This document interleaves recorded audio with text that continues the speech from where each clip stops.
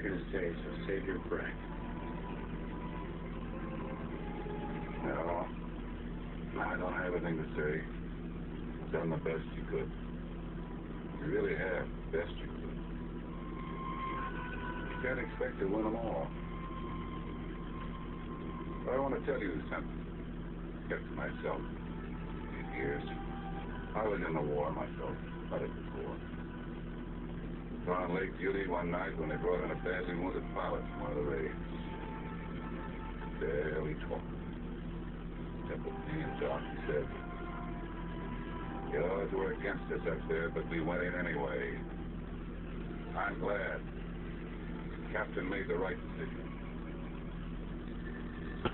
His name was George Zip. George Zip said that. Last thing he said to me, Doc, he said, sometime, prove it up against us. The breaks are beating the boys. Tell them to get out there and give it all they got.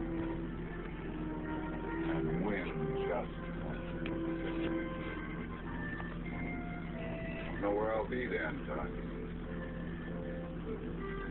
It won't smell too good, that's for sure. Excuse me, Doc. I've got a plane to land.